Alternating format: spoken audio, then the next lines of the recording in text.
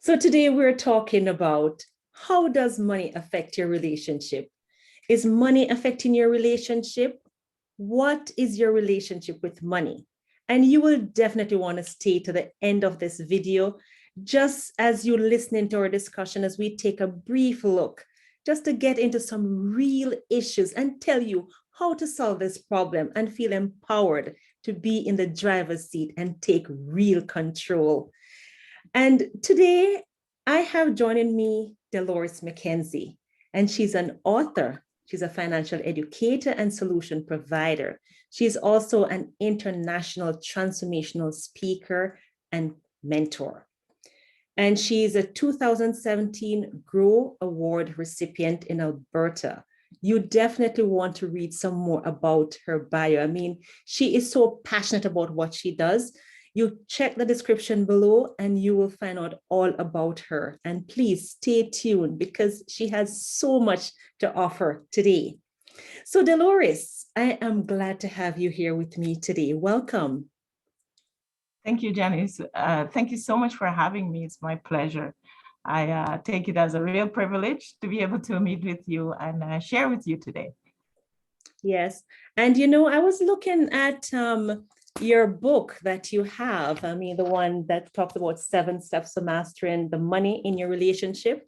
At the back, I notice you have this tagline that says, "What if financial problems are only scapegoat?" Do you want to talk a little bit about that?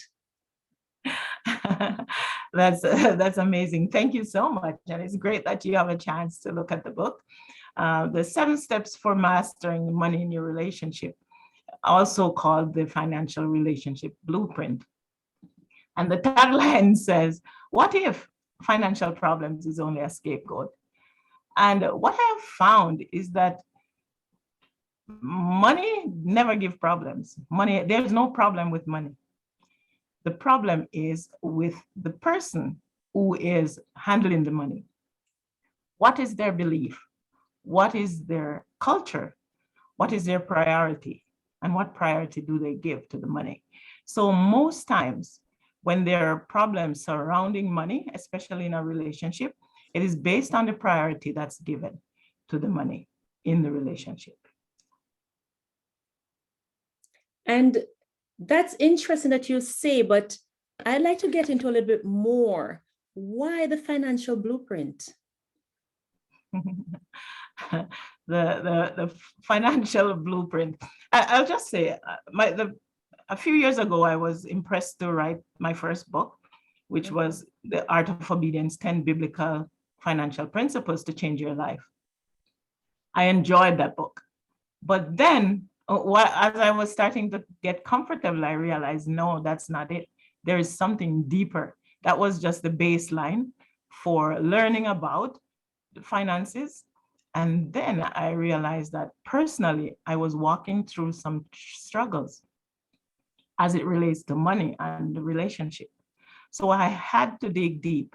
I had to dig deep to find out why. Why is it, especially if you love somebody, why do you cause them pain? Why do you cause somebody pain? And the problems that we were having in our relationship with, as it regards to money, surrounds the finances, I realized that there's no way that someone would intentionally be harming somebody like that. There must be something. So that was what I set out to do, to find first, who am I? Who am I? What is it that I'm doing that's allowing stuff like that to happen?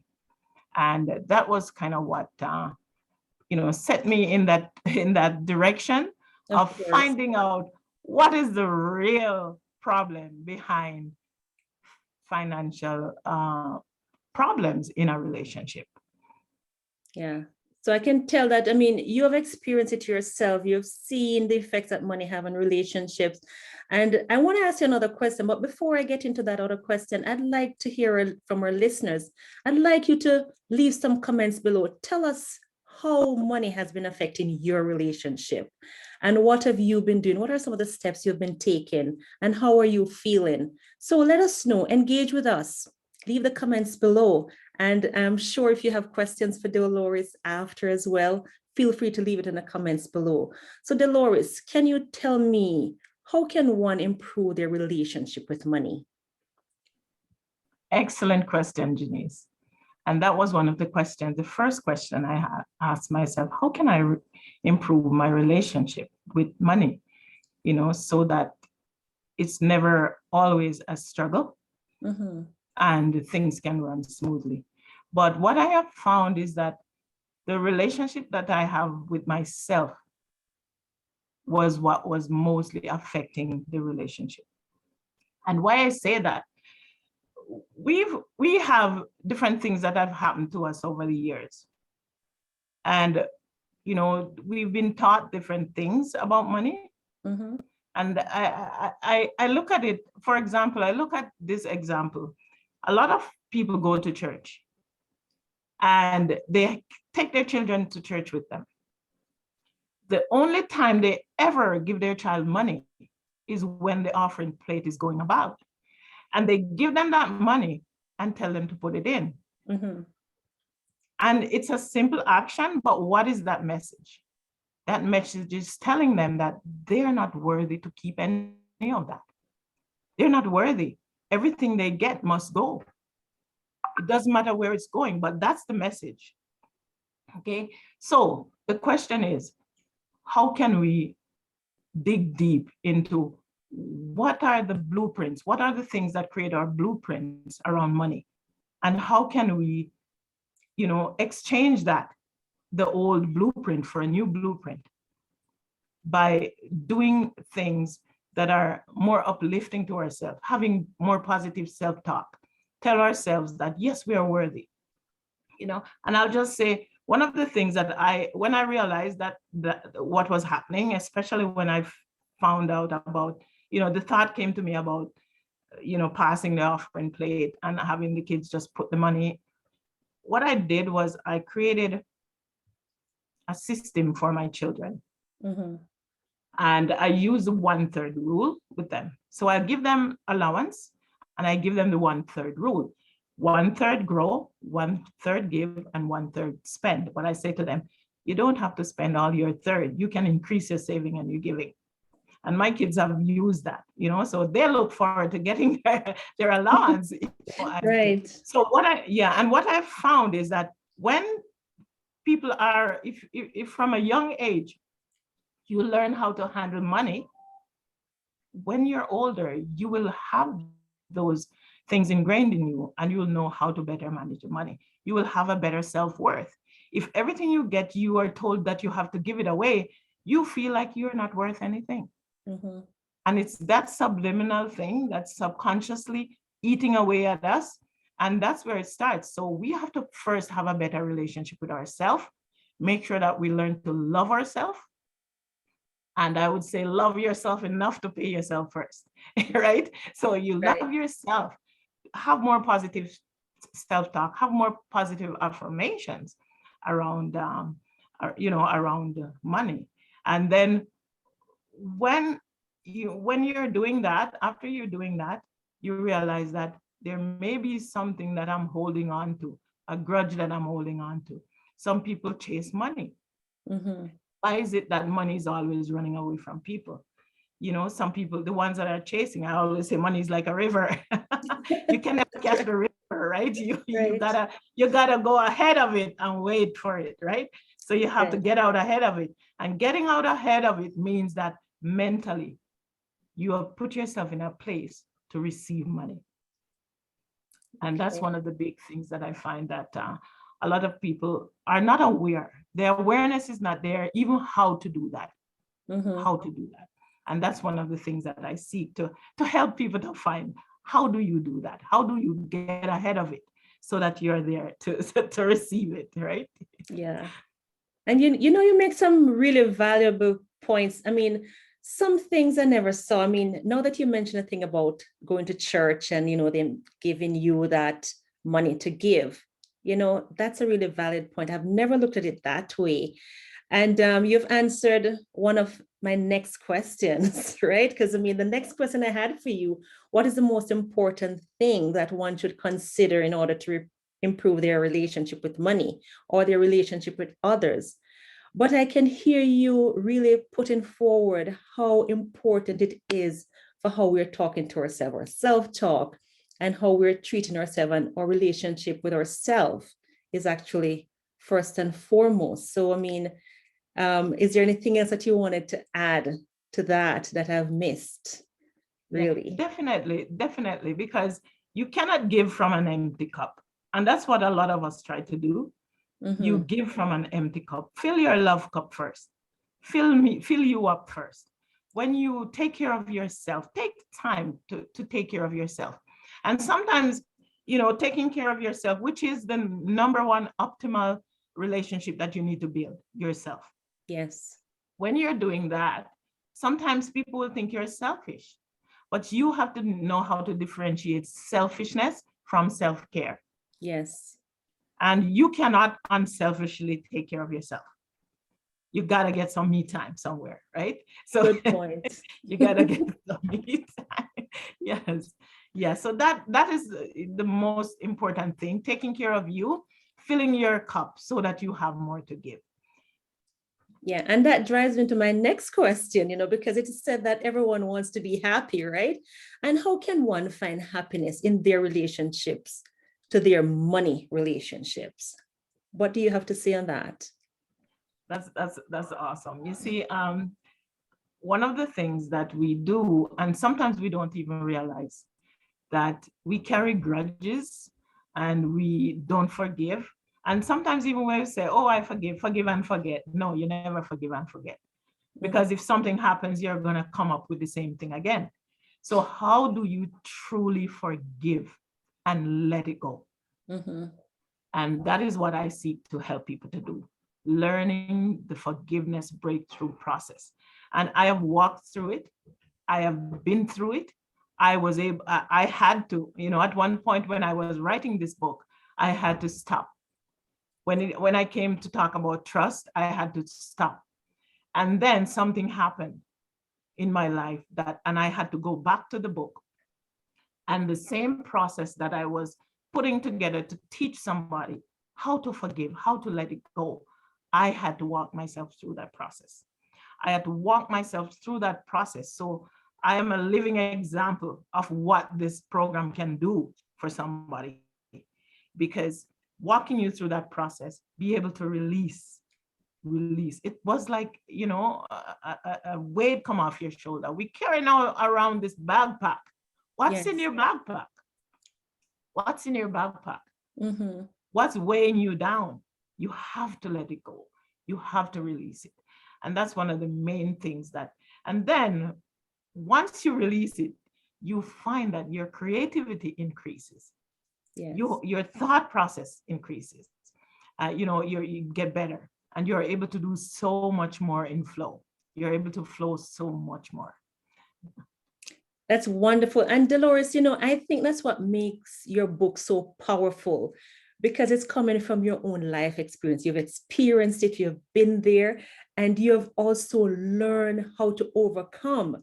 And when you've been through a journey, it's not like a book work you're teaching people. You're not teaching them just some studies you've learned, you've studied in university or anything, right? And that's what makes it so powerful. And it will reach people to the heart and the core as they say, okay, take me through your journey, Delores. And that's what you're doing. You're taking them through your journey. And I find your book so powerful.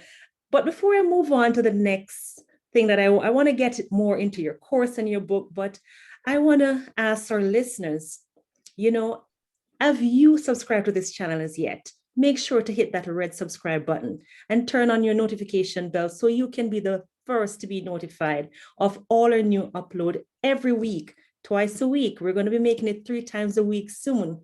But now I want to talk to Delores. Delores, you've mentioned you have a course, the Financial Relationship Blueprint, based on your book, 7 Steps for Mastering the Money in Your Relationships. What can someone expect from that course? Thank you, Genese. Yeah.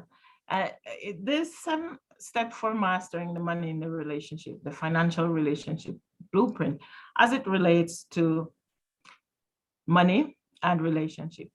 It was designed to help you find the snags, that you have in your relationship, all the, help you to rectify and to clarify the things that have been burdening you in that relationship.